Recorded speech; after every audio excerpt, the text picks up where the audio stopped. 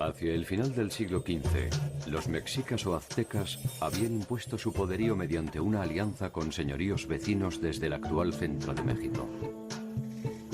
En Sudamérica, los incas ya poseían el control territorial de una vasta extensión que incluía desde Colombia hacia el norte hasta Chile y Argentina en el sur. Si la dinámica de sus respectivas historias hubiera avanzado sin interrupciones, es más que probable que en algún momento ambas culturas podrían haberse encontrado. De ser así, el escenario de este encuentro hipotético se habría producido en el área centroamericana. El destino o la casualidad nos ha privado de ese memorable momento. ¿Se habrían maravillado el uno del otro? ¿O simplemente habrían intentado destruirse sin contemplaciones?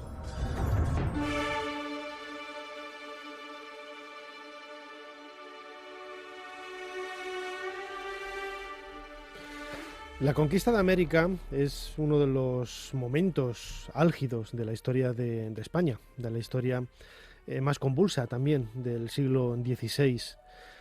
Mucha leyenda negra, lo hemos comentado infinidad de veces en nuestro programa.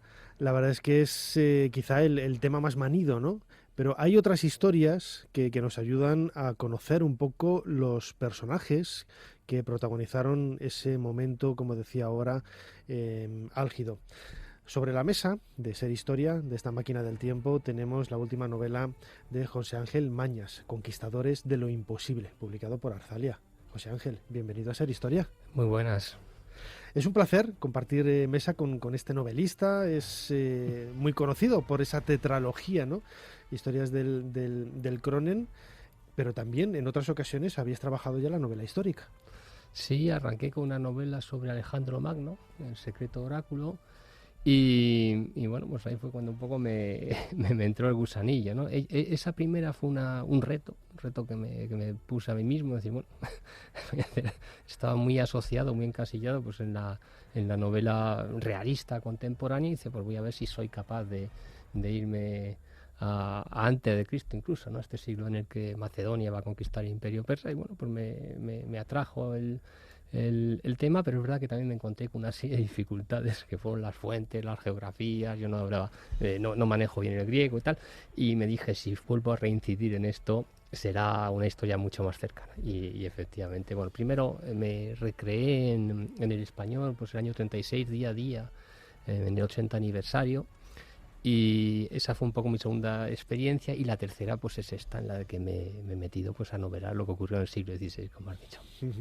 Un proyecto de casi 3 años, lo comentábamos a micrófono cerrado, que es un trabajo muy, muy duro, ¿no? Por la búsqueda de esas fuentes, esas crónicas, esos documentos que te ayudan a viajar en el tiempo, pues 5 siglos atrás. Muy, muy ambicioso el proyecto. He metido muchas cosas. Es un proyecto que era incluso más ambicioso del que se ha publicado, porque había una precuela, al final se va a quedar en precuela de este libro, Conquistador Imposible, donde yo arrancaba pues con los viajes colombinos, ¿no? Entonces quería arrancar con Colón y terminar pues con la controversia de Valladolid, y me consta que Ricardo Artola, amigo común, editor de Arzalia, fue la que dijo, José Ángel, esto no. Esta parte es verdad que era más manida, se conocía mucho, y bueno, llegaba el 5º centenario de la llegada de Cortés a México, y bueno, pues parecía, por coherencia temática y por conveniencia, pues hemos arrancado con Cortés, y se quedó un libro también más razonable, un libro de 700 páginas, el otro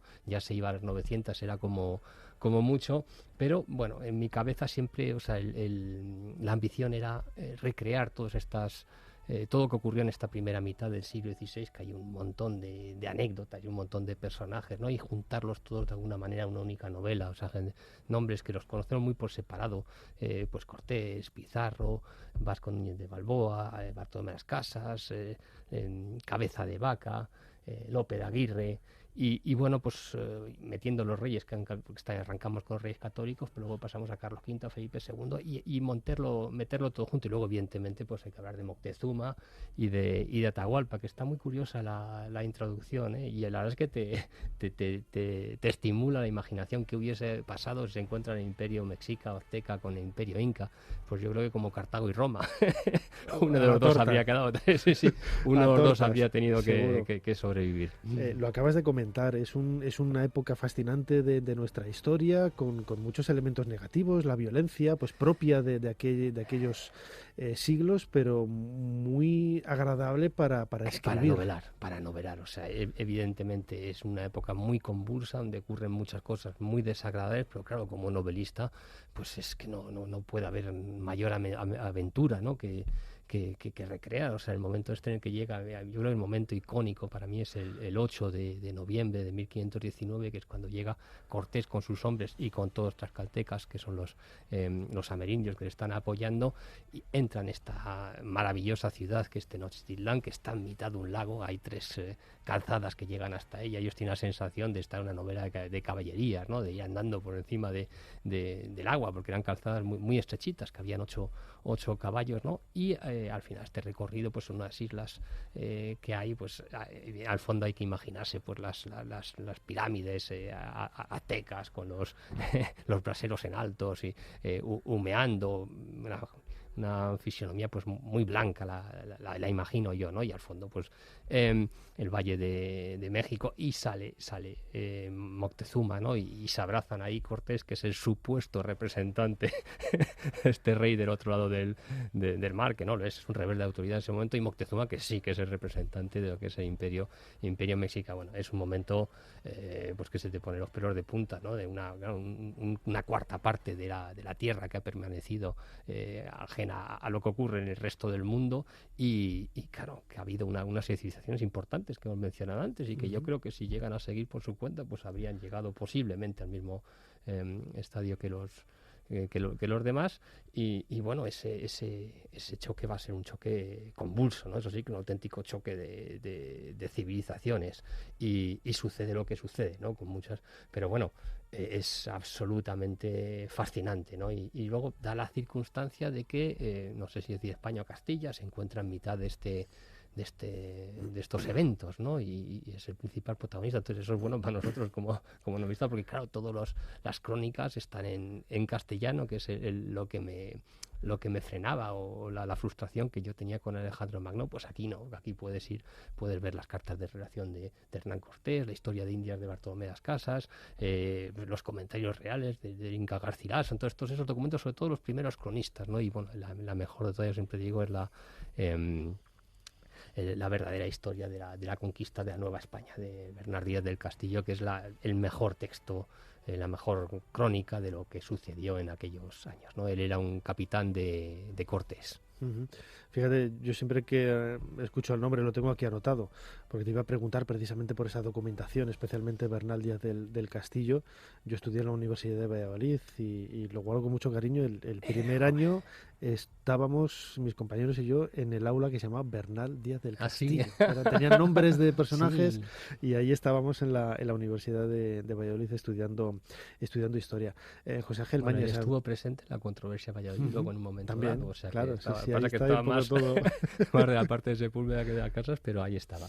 José Ángel Mañez, autor de este Conquistadores de lo imposible, publicado por Arzalia. Hay un momento que quizás es por lo que Ricardo Artola te hizo retirar esa parte más colombina, en donde la llegada a América de los castellanos, de los españoles, deja de ser un descubrimiento y se convierte en conquista. Efectivamente.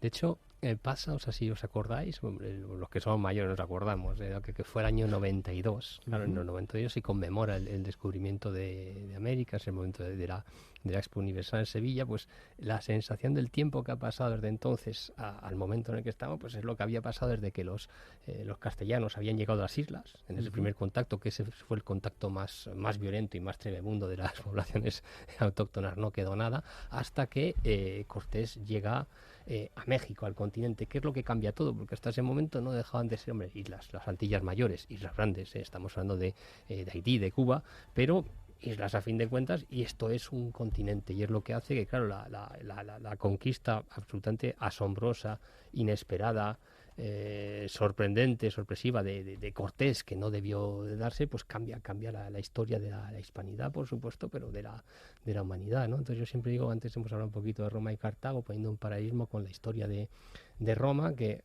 a uno le puede parecer más simpático Cicerón que Julio César. A mí personalmente me parece más simpático. Y fíjate que terminó con aquella de manera tremenda, o sea, le cortaron la cabeza y las manos y lo pusieron ahí en el Senado, que es lo que solían hacer en aquella época, pero claro, no se puede ningunear la importancia de Julio César, ¿no? Y aquí pasa un poco lo mismo, que a lo mejor nos puede ser más simpático, pues bueno, las casas o algún otro, pues Cabeza de Vaca, que a fin de cuentas es un explorador, o bueno, Vasco Núñez de Balboa, que claro, como murió pronto y como por la manera en que lidió con las comunidades autóctonas y cómo se introdujo en América, pues evidentemente es un personaje más atractivo, pero claro, la importancia de Cortés es absolutamente incuestionable, ¿no? Yo siempre digo que no sé si por delante o por detrás de Cervantes, pero desde luego es el español que más influencia ha tenido en la historia. El uno, evidentemente, en la literatura, y el otro, pues sencillamente, pues porque aquello le abrió, claro, las puertas a la corona castellana, al continente americano, y a causa de eso, pues hoy hay 500 millones, en buena medida, de personas que hablan español en el mundo, ¿no? Entonces, ya independientemente de las connotaciones que le pongamos, claro, la importancia de este personaje es incuestionable. Personajes, como dices, tú como novelista lo habrás visto, ¿no? A primeras, manejando la documentación. Claro, hay que meterse un poco en la piel de todos esos protagonistas que has mencionado, en el sentido de dejan un país que es bueno, el Reino de Castilla, España, lo que hoy entendemos como España, se adentran en una aventura que no saben qué es lo que se van a esperar. Han escuchado pues casi fábulas, mitos de la fastuosidad, de la selva, de todos los espacios que se pueden encontrar allí, buscando la riqueza, pero también buscando un futuro, buscando algo con lo que poder sobrevivir. Todo eso son mimbres perfectos para crear una historia apasionante. Totalmente, ¿no? Y luego hay un momento, claro, cuando llegan a México, justamente llaman Nueva España porque salen de esa geografía que dices de la jungla, y ya es una geografía pues más, les parece, ya son más meseta, les parece más castellano, y se sienten mucho más cómodos. De hecho, tuvieron que adaptar su armadura, o sea, su armamento al tema de las... no era cuando llegan a las junglas, pues no estaban, no llevan con la equipación adecuada. Y bueno, pues se encuentran, claro, una cantidad de geografías, de escenarios absolutamente nuevos, novedosos, mágicos, que le parecen. Hemos dicho Tenochtitlán, ¿no?, que aparece en mitad de un lago. Luego, cuando van a llegar a Cuzco, cuando llega la calzada, aquella calzada que es de las cosas que yo le llamo la calzada real, tiene un nombre en quechua que tampoco manejo, y que ahí, claro, les hace pensar en las calzadas romanas, ¿no? Les impresiona mucho cuando llega la piedra. Hay mucha más piedra en el imperio inca que en el imperio azteca, ¿no? Entonces, claro, se va aquello haciendo cada vez más mayor. Se dan cuenta, sí que tiene una noción del espacio, de lo grandioso que va a ser este continente, porque claro, ya Magallanes ha llegado al extremo sur. Entonces, entre eso, ellos ya están en Centroamérica, ya de alguna manera, aunque no saben lo que hay entre medias, pero ya se pueden hacer una idea del espacio que tienen. Y luego, bueno, pues como siempre hay rumores, o sea, cuando llega Pizarro, se hace desde hace bastante, o sea, Nuño Vázquez de Balboa ya se ha encontrado con jefes de tribu que le han dicho que más abajo, hacia el sur, hay un imperio con barcos tan grandes como el suyo y con muchos edificios de piedra. Eso lo sabe, ¿no? Y de alguna manera Pizarro, cuando detiene a Vázquez Núñez de Balboa, le roba su proyecto, ¿no? Pero ya saben, o sea, ya van llegando informaciones, ¿no? Y luego, por supuesto, cuando ya Cortés se hace con el imperio mexica, eso exalta a todo, le excita mucho a la gente y todos quieren emularle, ¿no? Y el único que va a ser capaz va a ser Pizarro, que lo va a conseguir. Luego alguno pues se va a perder por el norte, sobre todo hay muchas fábulas, El Dorado, las 7 ciudades de oro, y alguno muere, evidentemente, pues por ejemplo de Soto, ¿no? Es un personaje muy entrañable porque es alguien que habiendo participado en la conquista del Perú, está en el reparto de Cajamarca, realmente tiene dinero más que suficiente para retirarse si quiere, y no, vuelve a llegar a una nueva expedición al norte, y va a acabar, pues va a morir en Mississippi, ¿no? Entonces eso sí, a mí sí me fascinaba esta gente que decías, o Cabeza de Vaca, que se ha tirado 8 años andando por el norte de América, Estaban que hechos de cruza, otra pasta. sí, y miles de kilómetros. A ti te dicen que vas a estar 8 años ahora buscando ahí no sabes qué. Es increíble, andando, le iban llevando de tribu a tribu, se convirtió en una especie de chamán, y yo creo que eso es la clave de su supervivencia, porque le iban pasando unos de comunidad en comunidad, le iban acompañando, porque si no, no llega, y recorre 8.000 kilómetros o más, ya no sé cuántos son, porque cruza de costa a costa, acaba en Nuevo México, y luego cuando vuelve dice, bueno, pues ya se habrá quedado tranquilo, y dice, no, coge un barco y se va al Río de la Plata. O sea, es una cosa absolutamente extraordinaria, se hacen miles de kilómetros con una... O sea, a mí eso es lo que me sorprende, la capacidad física que debían de tener para aguantar, y luego, bueno, el atractivo que tenía este nuevo mundo para estos señores que vuelven y vuelven, ¿no? Y a mí lo comparo mucho una película que se hizo hace poco sobre las invasiones americanas de, no sé si era Irak o Afganistán, y había... bueno, había uno que desactiva bombas, y que dices, que en algún momento parece que puede tener ya suficiente, y no, el tío vuelve y vuelve, ¿no? Yo creo que lo comparo un poquito, es la adrenalina, ¿no? La sensación de que vives al 100%, y que aquí cuando llegaban, pues se aburrían.